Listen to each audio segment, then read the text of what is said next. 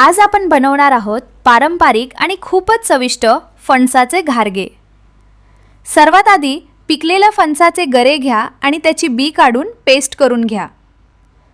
Pan गरम झाल्यावर त्यामध्ये 1 चमचा तूप घालून फणसाचे पेस्ट घालून तुपामध्ये परतून घ्यावी।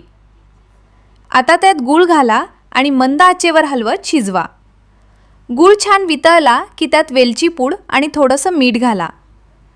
आता गॅस बंद करून हळूहळू गव्हाचे पीठ आणि तांदळाचं पीठ घालून मऊसर पीठ तयार करा।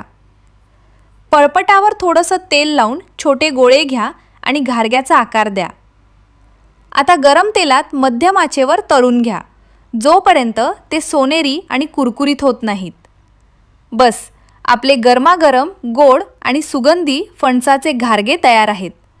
एकदा नक्की ट्राय करा। अशी पारंपरिक रेसिपी आवडली असेल तर लाईक, शेअर आणि फॉलो करायला विसरू नका।